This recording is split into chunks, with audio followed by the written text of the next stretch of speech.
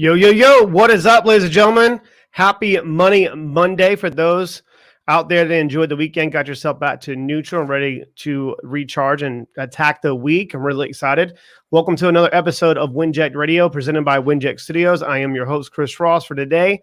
And today's episode, it's not going to be quick updates because all the updates is over with, considering we're about to do the big launch, which is really, really exciting. The partners of Winject Studios, the people that have been going live, myself, Russ Johns on Tuesday, Angelo Cisco from Alpha Hippie on Wednesday, and the guys from Market House you love so much on the Thursdays, Jason and Zach. We have been coming up with different ideas of bringing you guys more value and dumping in a little bit more of a series each and every week. So each partner moving forward, starting today, will discuss one topic for the whole week, and not to be redundant, and because going over information, we want to make sure that we have different perspectives to this pertaining to different types of industries. And I hope that makes sense. So for this week, we're going to cover imposter syndrome. And for those who know my story a little bit, you understand what I do for a living, and my zone of genius, and I like to stay and operate at, is studying the human mind when in the neurochemistry and the psychological side of how your brain operates. Imposter syndrome, many high achievers get to a certain spot and they start thinking that they are a fraud.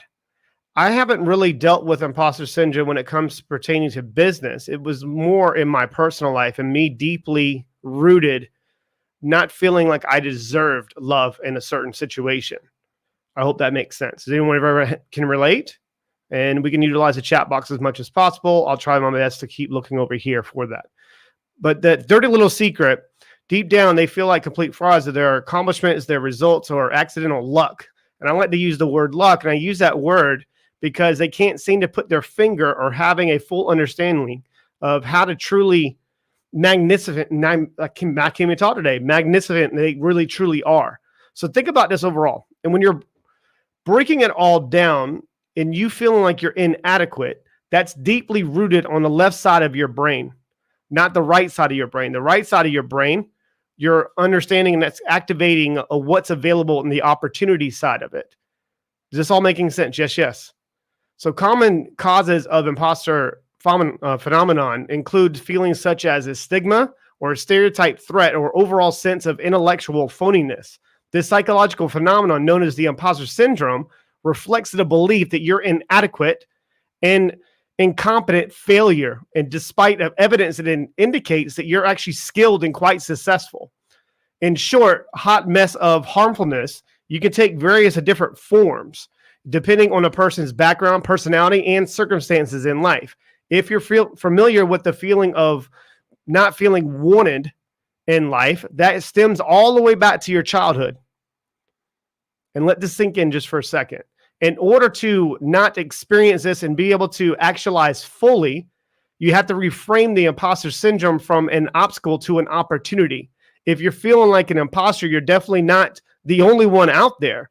And this pertains to a lot of people when they're stepping into them true selves and showing their true selves when it comes to business or content creators and with podcasters. They get in their own head and not really feeling like they're really making an impact. At podcasting, I would argue that it's a long game. You have to look at the infinite side of it. As long as you have the resources available and you're doing the right things and focusing on the growth side, then you're doing something positive. If you're only focusing on that instant gratification and you really want it right now you're going to be in the left side of your brain. This all making sense? Yes, yes. So the imposter syndrome is just a sign that you're doing something right. When you're surrounding yourself with people that you perceive as intelligent and accomplished, you're stretching yourself far beyond your own comfort zone. So who's better to learn from these people, right? When I started to surround myself with like-minded individuals that wanted truly the best for me because they live a abundant lifestyle, not just an abundant mindset, that everyone's going to win if they're doing the right things. Instead of zeroing in on the ways that I feel less than, or lean into the opportunity of learning more about people around you than what they can actually teach you. See, I grew up in Charleston, South Carolina, and I'm not saying that Charleston's not a beautiful place and great place, but people in that type of area usually go there to retire, or you could be on the other side of the tracks. There's not a lot of opportunity when it comes to entrepreneurship back in the day. So when I went to the military, it wasn't really nothing around me at that time where I was going to be able to tap into my true self and doing the things that I really wanted to do.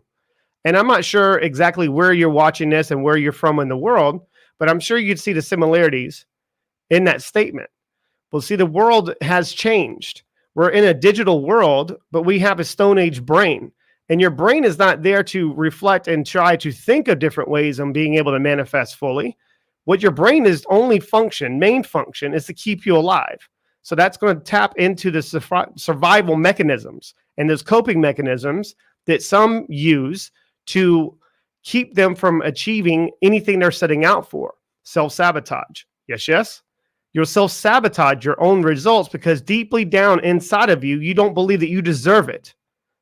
And that's a horrible place to be. Horrible place to be. It's not change. It's not going to happen overnight. It's not like hitting the gym or changing your eating habits. It's well worth the effort if you're putting it in your own mind.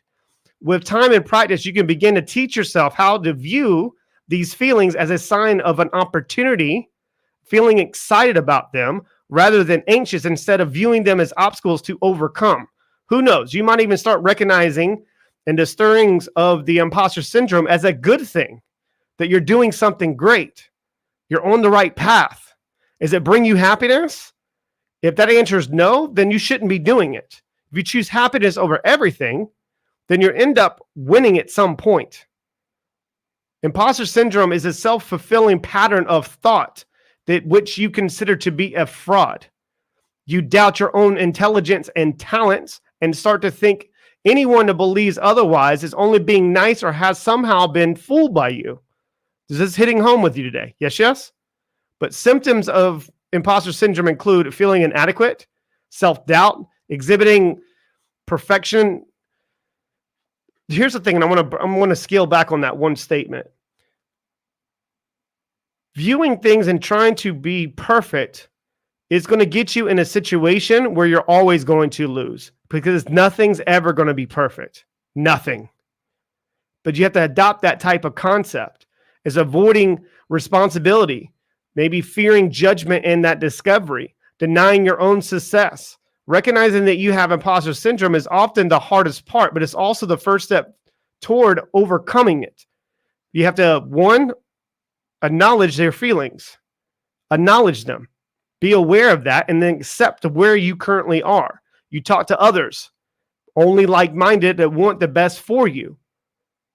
Develop a quick response plan. And a plan is not for you to take action. It's a plan on trying to change your neurochemistry to rewire yourself. And overcoming perfectionism, that was a hard thing for myself. It had to be perfect. It had to be perfect. I can't get it out there. And so I live and die by a 70% rule. If it's done up to 70% of my expectations, I get it out there. I can tweak and peak and measure and reassess the results to get it to the right people. But you have to own your own rights for your own selves. And why you need to understand the neuroscience of imposter syndrome, because 80% probability for every person out there, you have no idea how to truly manifest the life of your dreams, and you don't know how great you are. You used to know when you were a child.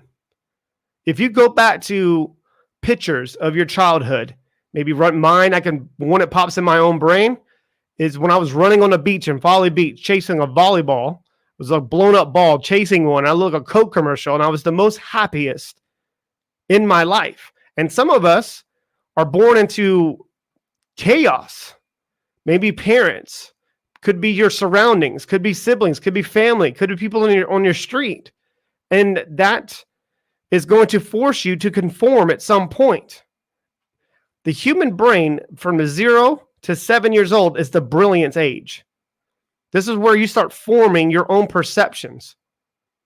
You start forming your own ideas and really taking in information. After around like 7 years old, you're going to have to come to making a decision. And that decision is, do you fall into line, or do you start being a little bit more open to discovering more things about yourself and about the world. I'm going to show you that science behind how you gradually forget your true self, your potential, and how you can rediscover and unleash a more fulfilled, more capable version of yourself. The essence I'm going to leave you here today is I'm going to spark that curiosity side of you. And I want you to go deeply inside yourself and look at that judge that you have in your own mind. You're judging yourself right now. That invisible character inside of your head. The invisible lens based upon deeply rooted perception is distorting your own reality. And guys, and I'm telling you, I'm not screaming on top of a mountain like, oh, look at me. This shit happens every day. Every single day, I have to go deeply inside myself, in my subconscious, to start to be a little bit more aware and conscious of some of the decisions and choices that I'm making and hold myself accountable to making better ones, to make me more excited about my day. Have you ever seen whenever I woke up in the morning, I'm like, man, I don't feel like this crap today. I don't feel like it today.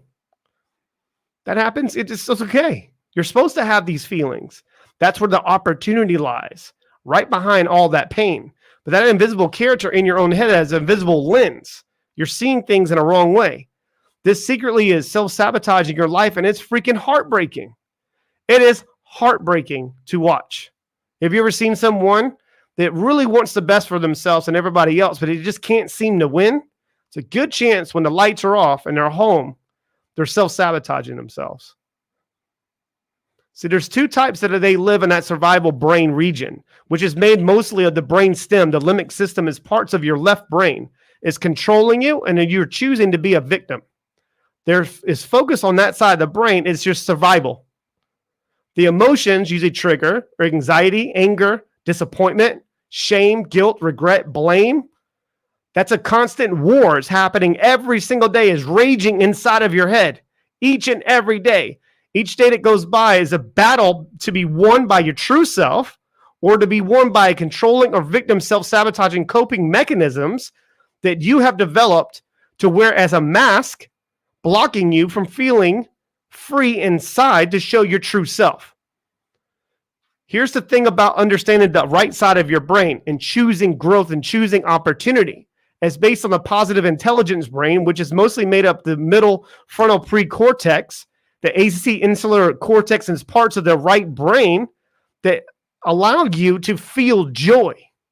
Here's a fascinating insight and clue to your own happiness, is that that side of your brain is only going to there to thrive.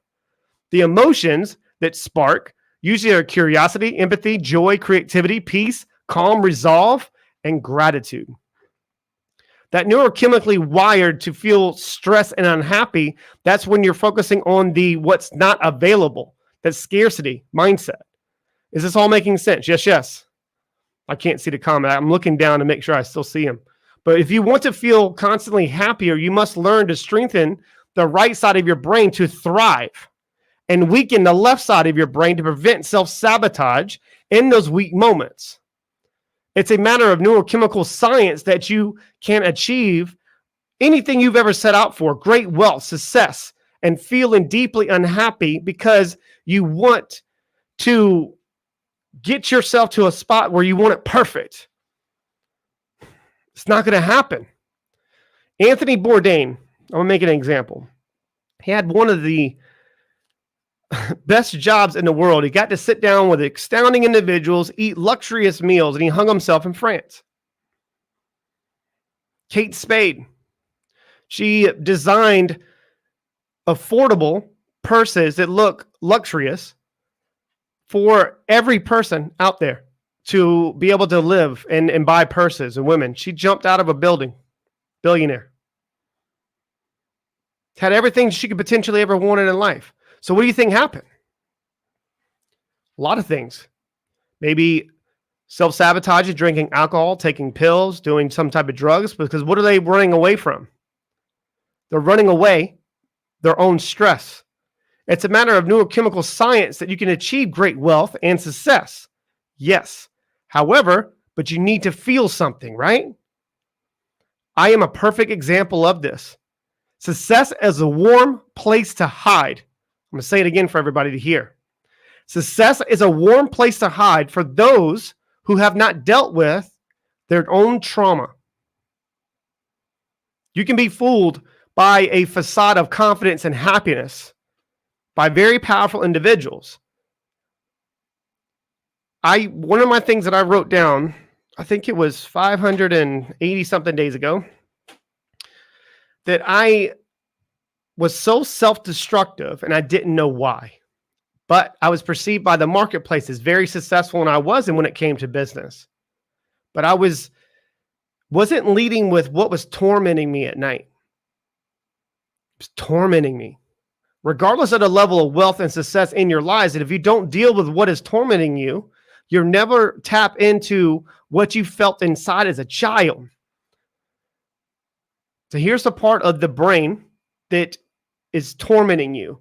It's you like to control situations, hyperachiever, you're restless, stickler, small details. You're a people pleaser, hyper vigilant.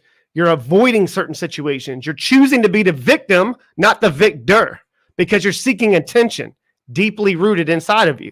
You're hyper rational, but you're changing your perspective from allowing what is tormenting you to viewing everything as an opportunity for growth and real growth, everlasting change, that you can neurochemically wire your brain by keeping your positive, intelligent brain activated.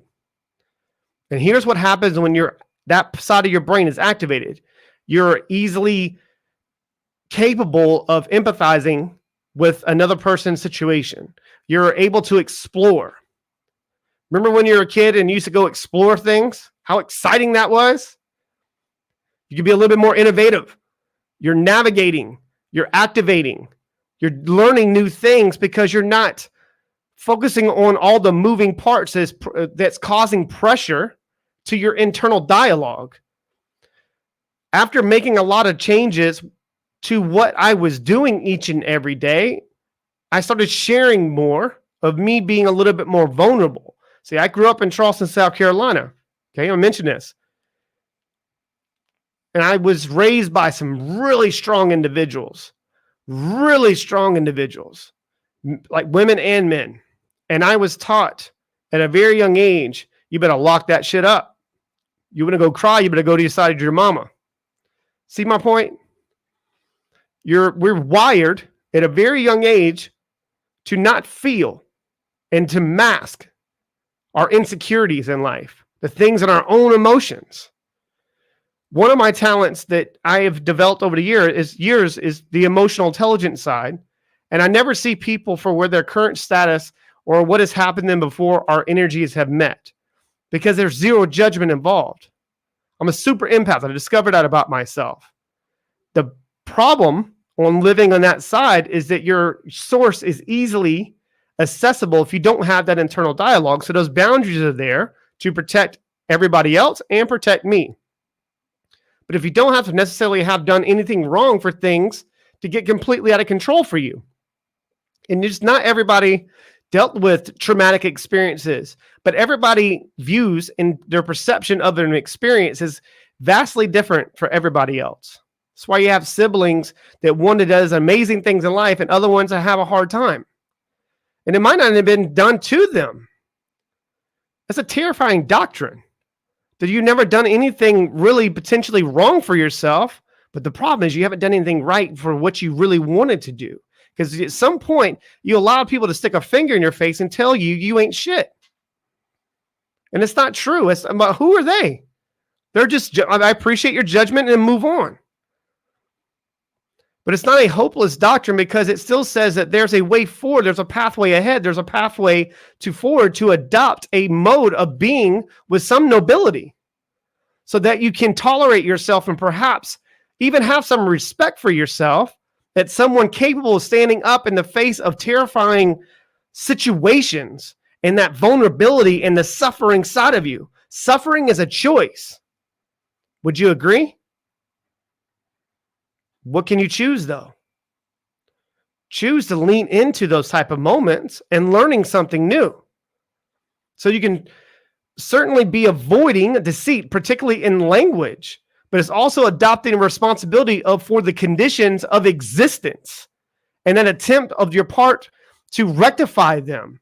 And I'm not trying to go off in left field here, but I'm telling you, anybody that ever wants anything for themselves, remember yourself as a 5-year-old child.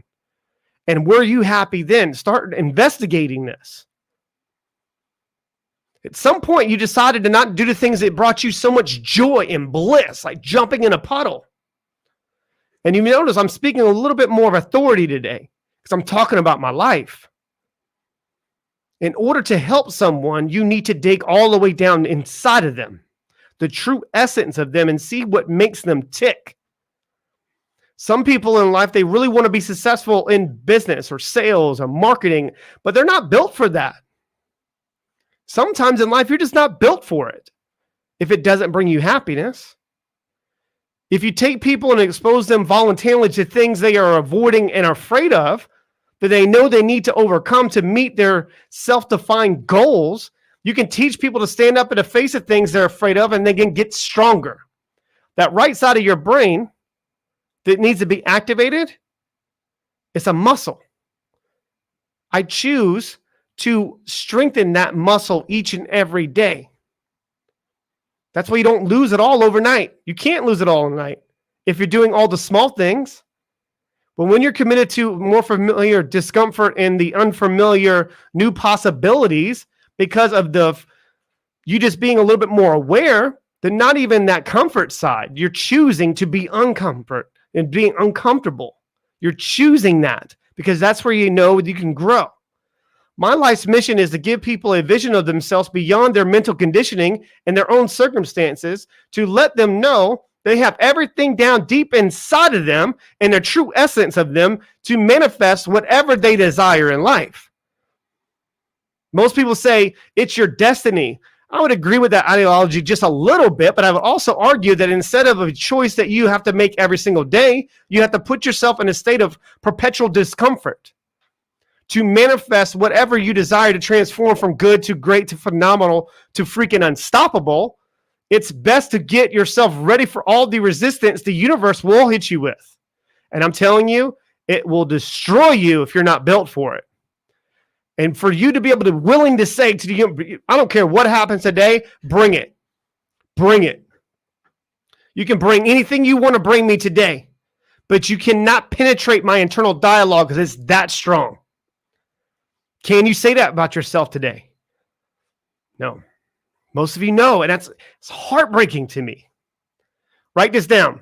Fear, shame, guilt, anger, conscious, interest, engagement, beauty are only pathways forward. And there's so many more. Negative emotions can be a pathway to you experiencing radical transformation. Pain, pleasure. Yes, major catalyst. Please don't take what I'm saying to you lightly. I'm not trying to romanticize the notion of those negative emotions and like, okay, that's great. No, that's there so you don't recreate your own same traumatic experiences in life. Listen to me. If you don't do what you can do, listen to me. If you don't do what you can do, you are a disaster. If you don't do what you can't do, there's no freaking issues. Think about a time in your adolescence when you were the most happiest in life. Think about it. Close your eyes and think about that time. Can everyone see it? Yes. Do you remember the feeling of joy, bliss, and exuberance? Take a moment to revel in that feeling. Here's my point. If you aren't still joyful and exuberant as a little boy or girl that you were and you're not right now, you're a disaster. That's a hard truth. And I'm saying that with the purest intentions, but it's true. It is so freaking true. And I had to learn to be okay with it and accept.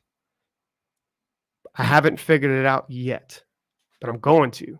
It's a powerful, crafty little word. If the happiest time in your life when nothing was in your control, at some point when you started to make your own damn decisions, things that began to unravel, which has led you to discomfort and anguish. But there has never been a time in history of humanity that has been the type of conveniences and comfort you get to experience today. But unfortunately, the most prevalent issue that I see today is people that don't give a shit outside their own bubble of miscommunications. What does that mean? Think about it. They only want is what's best for them, not what's best for everyone. And that's when you make that shift from an abundant mindset to an abundant lifestyle. That's where you don't care about what everybody else is going to do. What you're willing to do each and every day is to actualize fully. So here's another question. What are some things that you think that prevent people from transforming the world to a more loving, joyful, exuberant humanity? And if you can guess that one word, you are the problem. That's a hard truth. Such a hard truth. Sometimes the most scary freaking thing to watch and to see is a reflection of yourself. Your true self. The one that you're hiding, you got a mask on, that you are petrified of what the world views. How many of you in that situation? I'm talking about myself, guys. I'm telling you, and I'm speaking from experience. I was viewed as so successful and had it all. Had it all. But I was dying inside, guys. I was dying inside. But then I had to focus on that last little bit for me to truly actualize fully. And it's understanding the truth and illusion. So when people ask me, how do you overcome imposter syndrome? I don't deal with it. I don't have to, because I'm focusing on the small things and I'm getting those right. So when those types of moments come up, I have so much evidence on the right side of my brain that this is a great thing, that I'm feeling this, and I know what I need to do moving forward.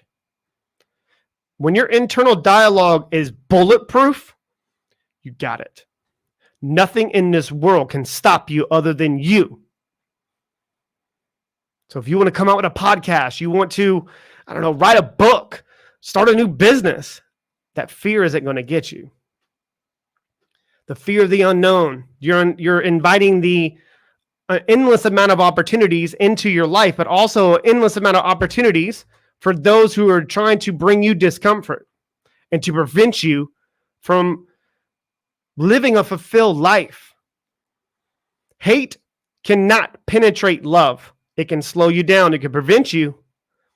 But at some point, if you're willing to put in that extra effort, you'll win.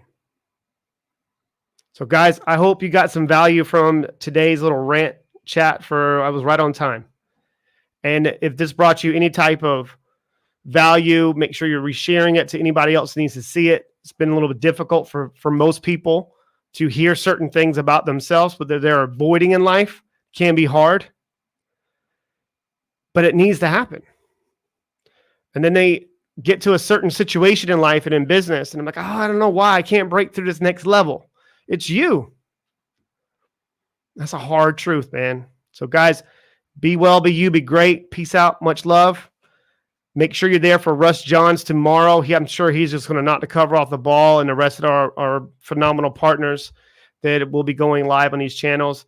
If you would like to put in some type of input and would like us to cover a topic in the next couple of weeks, text 843-396-2104, or just, comment in one of these channels on our social media. And I'm sure that we'll put it up there and we'll actually post some things. And other than that, guys, just be well, be you, be great. Peace out. Much love. Take care. This broadcast is brought to you by Wincheck Studios. We are an all-in-one educational platform for podcasters that revolutionizes how hosts leverage content to increase engagement with listeners, downloads, and income. We come together to focus on community, collaboration, and collective impact. For more information on how you can interact directly with our hosts, access exclusive live content with offers you can't get anywhere else from our official partners, join our purpose-driven community by visiting www.winject.com. If you're ready to build a career doing what you love, then we're ready to see you there.